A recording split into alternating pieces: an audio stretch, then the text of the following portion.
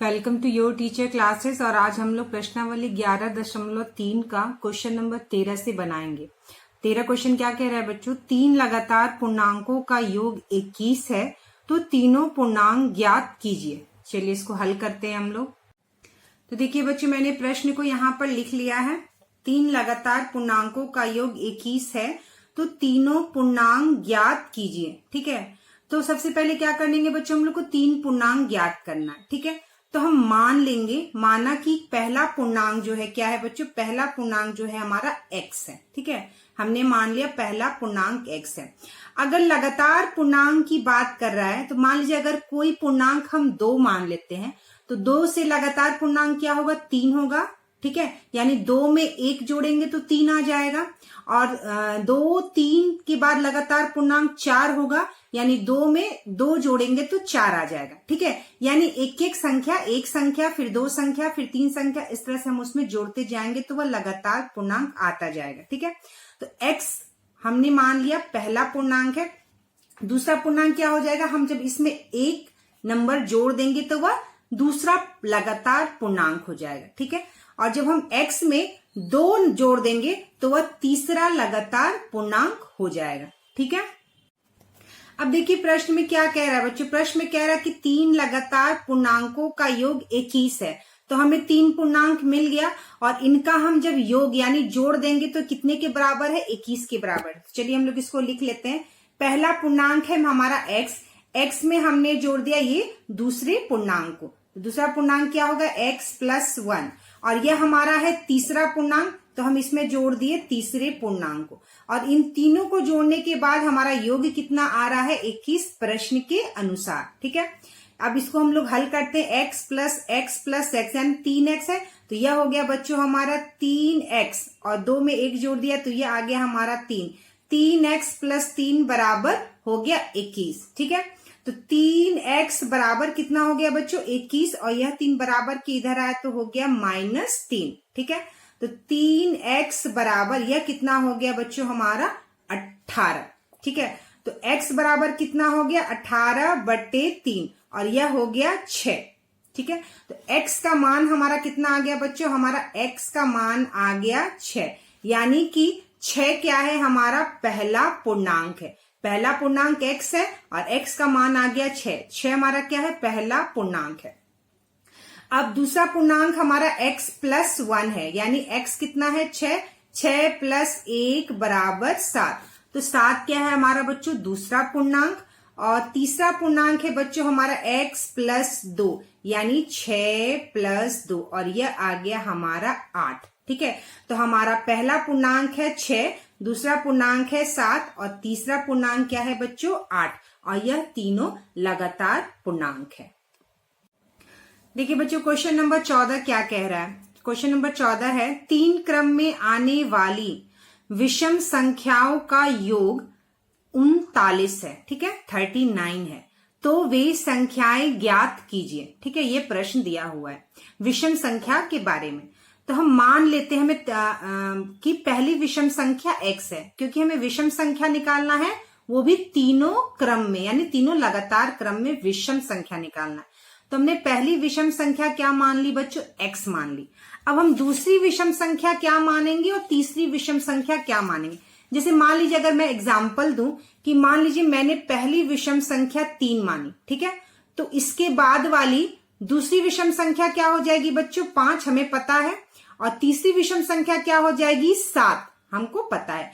यानी 3 हमारी जो विषम संख्या पहली है उसमें देखिए हमने कितना जोड़ा है, 2 जोड़ा है, तो आया है 5। ठीक है, और विषम संख्या जो हमने पहली ली थी उसमें हमने कितना जोड़ेंगे, 3 से 7 होने में कितना हो जाएगा, यानी हम इसमें 4 जोड़ेंगे तो यह आ जाएगा 7। ठीक है, तो मतलब पहली विषम संख्या जो हम मानेंगे, दूसरी लगातार विषम संख्या के लिए हमें उसमें 2 जोड़ना होगा, और तीसरी लगातार विषम संख्या पाने के लिए हमें 4 जोड़ना होगा पहली विषम संख्या में। ठीक है, 3 में 2 जोड़ेंगे 5 आएगा, 3 में 4 जोड़ेंगे 7 आएगा।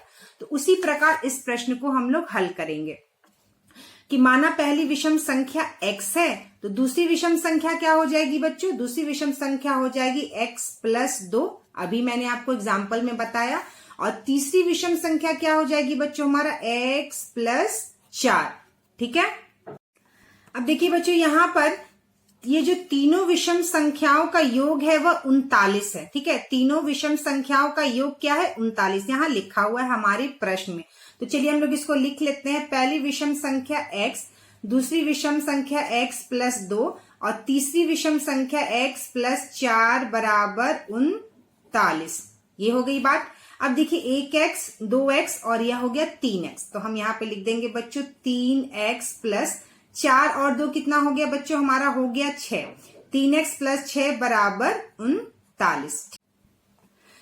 तो 3x बराबर यह 6 को हम 39 के उधर ले जाएंगे तो कितना हो जाएगा बच्चों, यह हो जाएगा 39 माइनस 6। ठीक है, तो 3x बराबर हो गया हमारा बच्चों 33। ठीक है, तो x बराबर कितना हो गया बच्चों, 33/3 और यह हो गया 11, यानी x का मान कितना आ गया बच्चों, हमारा आ गया 11। ठीक है, यानी x क्या है बच्चों, हमारा पहली विषम संख्या है। तो पहली विषम संख्या x बराबर कितना आ गया हमारा 11। दूसरी विषम संख्या है क्या बच्चों, x प्लस 2 है। ठीक है, दूसरी विषम संख्या क्या है, x प्लस 2, यानी 11 प्लस 2 हो गया बच्चों हमारा 13। ठीक है, तीसरी विषम संख्या है x प्लस 4। ठीक है, और x कितना है हमारा 11 प्लस, हमने 11 में कितना जोड़ दिया, 4 जोड़ दिया। तो तीसरी विषम संख्या क्या हो गई बच्चों, हमारा 11 और 4 कितना हो गया हमारा बच्चों 15। तो हमारा उत्तर कितना आ गया, 11, 13 और 15, यानी 3 क्रम में, 3 लगातार क्रम में जो 3 विषम संख्या है वो क्या आ गया बच्चों, हमारा 11, 13 और 15। क्वेश्चन नंबर 15 क्या आ रहा है बच्चों, किसी समद्विबाहु त्रिभुज का शीर्ष कोण 50 डिग्री है तो त्रिभुज के शेष दोनों कोणों का माप बताइए। ठीक है, तो सबसे पहले हम लोग जानेंगे बच्चों समद्विबाहु त्रिभुज किसे कहते हैं। जैसे मान लीजिए कोई त्रिभुज है। ठीक है, कोई हम एक त्रिभुज लेते हैं, हम पहले समद्विबाहु त्रिभुज के बारे में बात करेंगे। समद्विबाहु त्रिभुज का मतलब होता है बच्चों ऐसा त्रिभुज जिसकी दो भुजाएं जो हो क्या हो बच्चों, समान हो। ऐसा त्रिभुज जिसकी दो भुजाएं समान हो। ठीक है, तो ये वाली भुजा जब एक दूसरे की समान है तो ये वाली भुजा जो है बच्चों आधार कहलाती है। तो ठीक है, ये बात समझ में आई बच्चों कि त्रिभुज में जब दो भुजाएं समान होती हैं तो वह समद्विबाहु त्रिभुज होता है, और जो तीसरी भुजा होती है वह आधार होती है। ठीक है, और जब हम इस वाले शीर्ष से एक लंब डालते हैं आधार पर तो इस आधार वाली भुजा को ये 2 बराबर भाग में बांटती है, और इस कोण को क्या कहते हैं बच्चों, यह कोण हो जाता है हमारा शीर्ष कोण। ठीक है, इस कोण को क्या कहते हैं, शीर्ष कोण। तो हमें प्रश्न में शीर्ष कोण दिया हुआ है 50 डिग्री।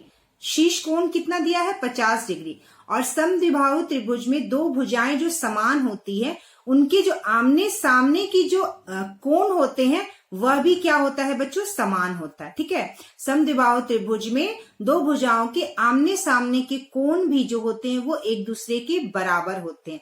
तो इसको क्या मान लेंगे बच्चों, हम लोग x मान लेंगे। ठीक है, अगर एक कोण यह x है तो यह कोण भी इसके बराबर है, और यह कोण भी क्या है बच्चों, x ही है। ठीक है, तो ठीक है बच्चों, एक कोण x है तो इसके सामने वाला भी कोण कितना होगा, x होगा। ठीक है, और हमें पता है बच्चों त्रिभुज के तीनों कोणों का माप जो है वो 180 डिग्री होता है। ठीक है, तो इन तीनों कोणों का माप क्या होगा बच्चों, 180 डिग्री। तो हम उस प्रश्न के हिसाब से लिख लेंगे, एक कोण हमारा दिया हुआ है 50 डिग्री, और दूसरा कोण है हमारा x डिग्री, और तीसरा कोण भी है हमारा x डिग्री। ठीक है, 50 degree, x degree, x degree, यहाँ पे आप डिग्री लिख दीजिए, डिग्री। ठीक है, x degree, x degree, x degree, और यह कितने के बराबर है बच्चों, 180 डिग्री के बराबर है।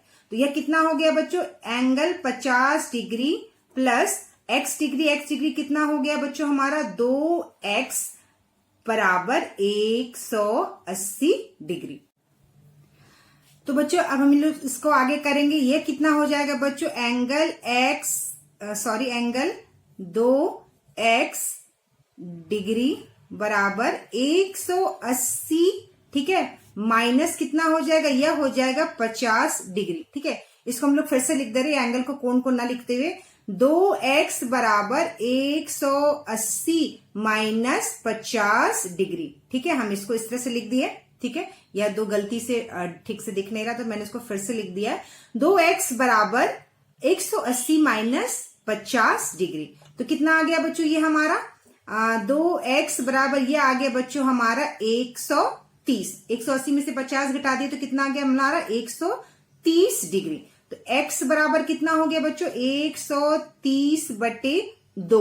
तो यह कितने से कट जाएगा बच्चों, यह कट जाएगा 65 बार में, 65 डिग्री। ठीक है, तो एंगल x आ गया हमारा 65 डिग्री और दूसरा एंगल जो है बच्चों वह भी कितना आ जाएगा हमारा एंगल x बराबर 65 डिग्री।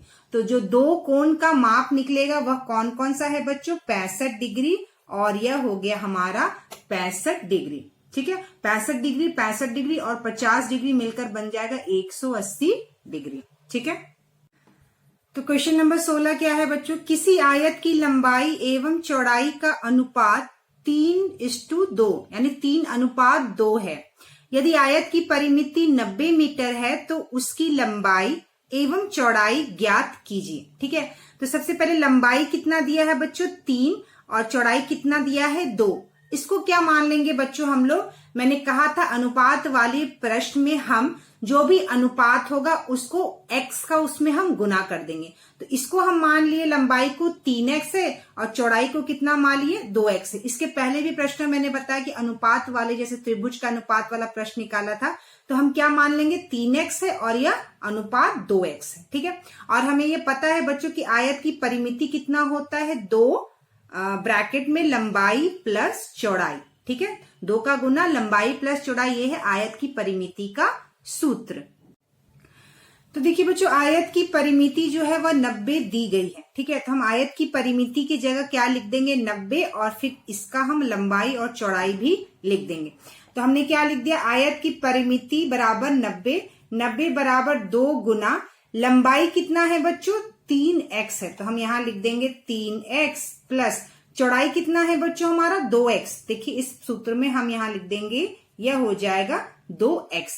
अब इसको हम हल करेंगे 90 बराबर 2 गुना 3x प्लस 2x कितना हो गया बच्चों 5x हो गया। तो 90 बराबर कितना हो गया 5 दूनी 10, यह हो गया 10x और x बराबर कितना हो गया बच्चों 90 बटा 10 यानी यह 0 0 कट गया और हमारा x का मान कितना आ गया बच्चों 9। ठीक है, x का मान क्या आ गया हमारा 9। ठीक है, तो आयत की जो लंबाई है, ठीक है, आयत की लंबाई कितनी दी है बच्चों, आयत की लंबाई दी गई है हमें 3x और x का क्या मान है बच्चों 9 है। तो यह हो जाएगा 3 गुना 9, तो यह कितना हो जाएगा 3 9 त्रिका 27 मीटर। ठीक है, कितना हो जाएगा बच्चों 27 हो जाएगा। और आयत की चौड़ाई, ठीक है, आयत की चौड़ाई कितनी है, आयत की चौड़ाई है बच्चों 2x है। ठीक है, तो 2 में x का गुना कर देंगे 2 गुना 9 यानी 9 दूनी कितना हो गया बच्चों यह 18 मीटर। ठीक है, यह 27 मीटर और यह हो गया 18 मीटर। तो हमारा एक 16 नंबर प्रश्न भी हो गया।